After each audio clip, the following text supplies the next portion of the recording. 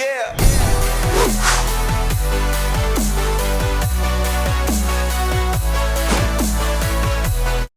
Welcome back to the Gridiron Expert, bringing you our projected standings for the Mountain West Conference in 2021. Before we get started, guys, as always, make sure to check out everything down in the description below. That includes signing up for our expert picks over on our website, thegridironexpert.com. Promise you do not want to miss out on those picks. Make sure you sign up for them today before the season starts. And also make sure to check out PrizePicks down in the description too. Sign up for that using our promo code GRIDIRON or the link just down in the description so we can become your own personal fantasy football consultant. So again, make sure to sign up for all of that today. So let's take a look at the Mountain West Conference, guys. This was a conference that surprised a lot of people in 2020, mainly because the champion was not Boise State, it was San Jose State. A team that has been so irrelevant for what felt like a decade came out of nowhere, Brent Brennan's squad did, and won the conference, undefeated before falling to Ball State in their bowl game. And now you look at the conference this year, guys, it is filled with contenders. Boise State, absolutely contender in the Mountain Division. San Jose State, again, could repeat as champions. Nevada is the real deal. San Diego State, of course, and a couple other sleeper teams in there as well. So we're here to break down our projected standings, the records that we predicted for each of these teams. Let's go ahead and start in the Mountain Division with Boise State. That's really no surprise that we have the Broncos winning the division there. 9-3, 7-1 in the conference. Brand new head coach in Andy Avalos, but he has a brilliant staff and, of course, a brilliant team that he inherits. Hank Bachmeier is back at quarterback, assuming, of course, he can stay healthy. He has one of the top wide receivers in the conference in Khalil Shakir. I genuinely believe that Bachmeier and Shakir can be one of the best duos in the conference if both can stay healthy. They return 8 starters on defense. That's obviously Avalos' strength, coming over as defensive coordinator from Oregon, a defense that ranked 41st nationally last year. The Broncos host Nevada, they host Air Force, they host Wyoming, so their biggest threats of the year, in my opinion, their biggest games of the year, all come to the Smurf turf.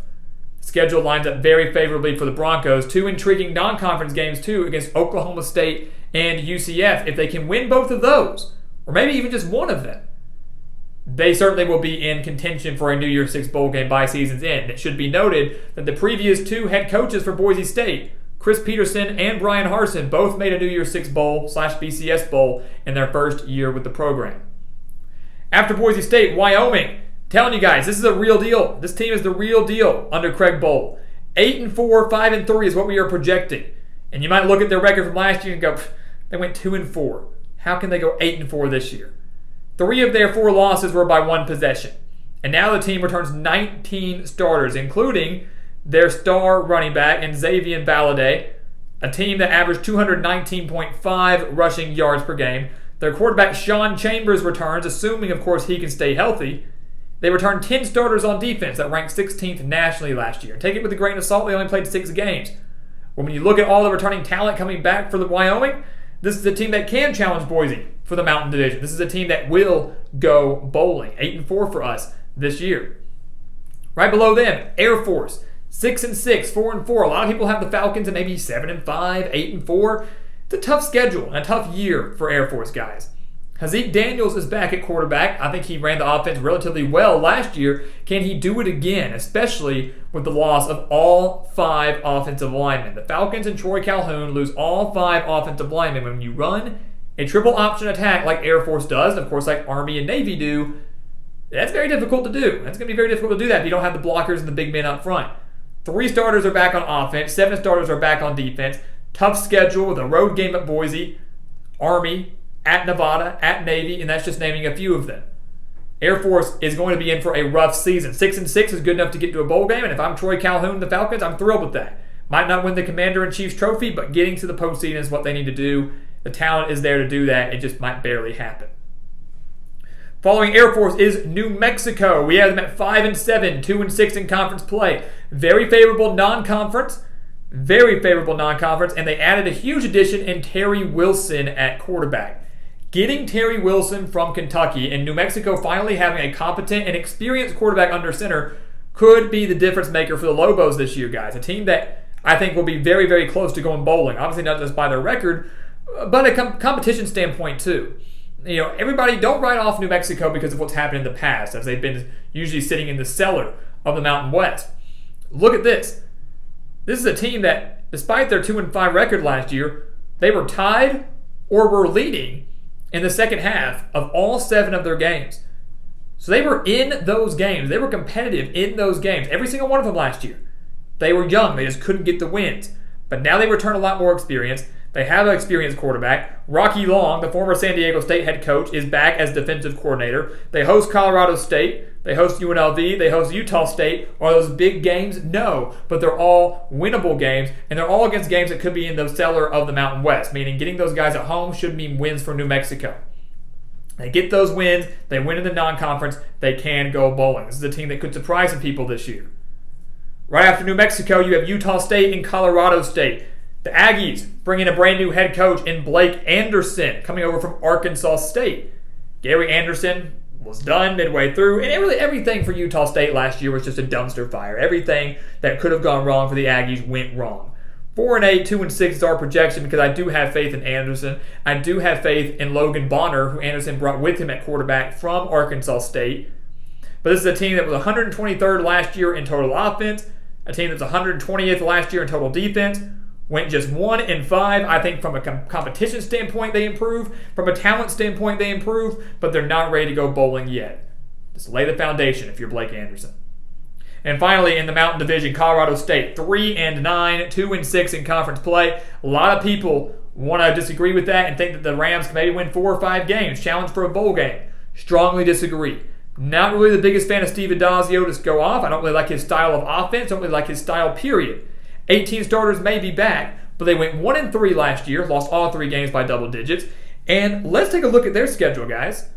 The non-conference includes a game against South Dakota State out of the FCS, a team that lost narrowly the national championship at the FCS last year. Vanderbilt, at Toledo, at Iowa. So an 0-4 start, not out of the question.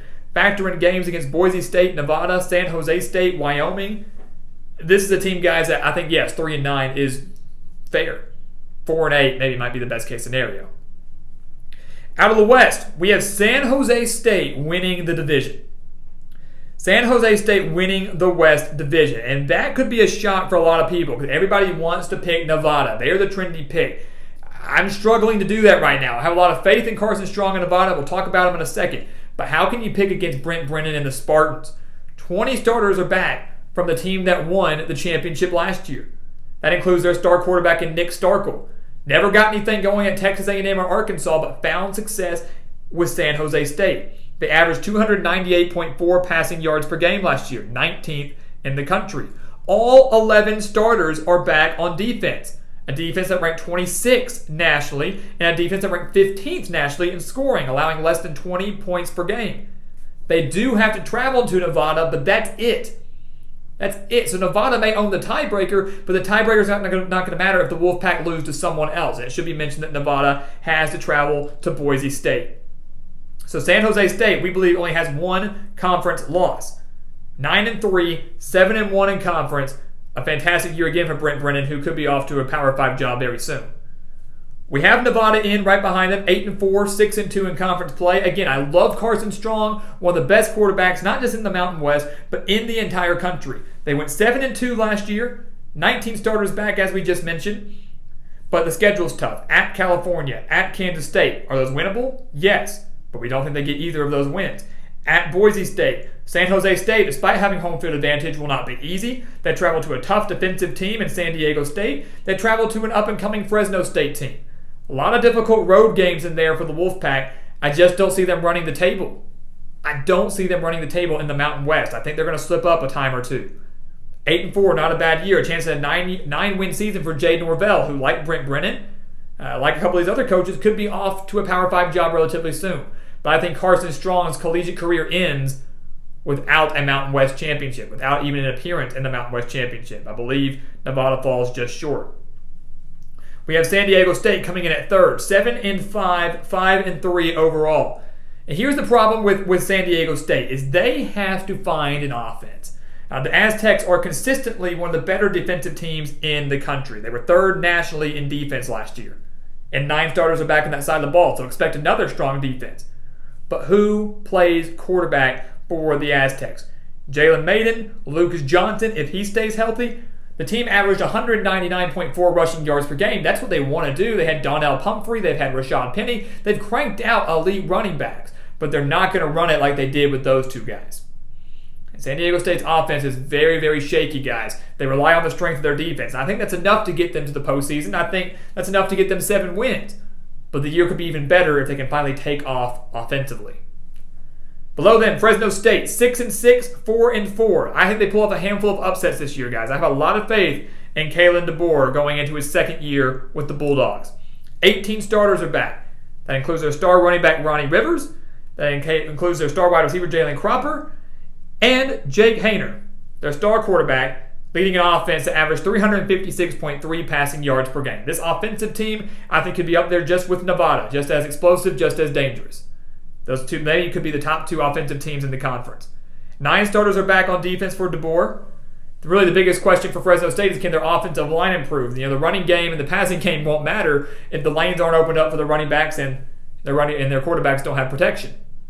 Fresno State, though, does have a very difficult schedule at Hawaii, at Wyoming, Boise State, at San Jose State, Nevada. I think they pull off an upset or two to get to bowl eligibility. But again, don't be surprised if they maybe get to 7-5 or even 8-4 this year, because this Fresno State team, guys, I do think is legit.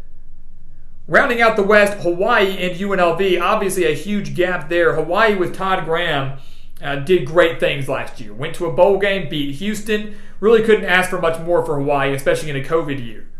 Well, now they played 13 games, and so yes, we have them finishing with a losing record, but it should be good enough to obviously get them to yet another Hawaii Bowl. Where else would they go? Chevin Cordero is back at quarterback, though, an offense that averaged 231.4 passing yards per game. 10 starters are back on defense, and listen to this, guys. Hawaii had an interception on 4.3% of the passes they faced. So out of all the passes, they had an interception 4.3% of the time. And while it doesn't sound like a lot, in the grand scheme of things, that is a lot. That was good enough to rank 9th nationally. They had 12 interceptions last year. Fantastic defense. The area they have to improve in is with the run. They had to improve at stopping the run, as Hawaii gave up 211.7 rushing yards per game. But I have a lot of faith in Todd Graham with the Rainbow Warriors. They have the talent to go back to a bowl game. Maybe it's not 6-7, maybe it's 7-6, but regardless, they're going to be in the postseason. And rounding out the Mountain West, guys, UNLV. Forget Tate Martell. Sure, they added Tate Martell. Has that helped any team before? Has it helped Ohio State? Did it help Miami? No. He's not even guaranteed the job with the Rebels, guys. Let's keep that in mind. So Tate Martell may come in and give this team an offensive boost, but one thing Tate Martell can't do is help UNLV's defense. A defense that gave up 482.2 yards per game, one that was 119th in the country. A defense that gave up 38 points per game. Yes, we know 10 starters are back on the defensive side of the ball, so maybe the Rebels get, 3-4 wins, maybe max. I think they're certainly more competitive down the road, especially now they have Martell at quarterback, maybe a guy that, as we mentioned, gives them some experience. Not much, but gives them a little bit of experience and some boosts offensively.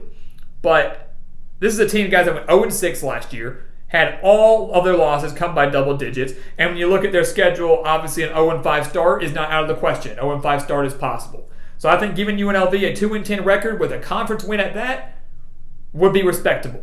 And they can hopefully continue to build going down the road. But obviously the Rebels are the worst team in the Mountain West right now and is going to show again in 2021.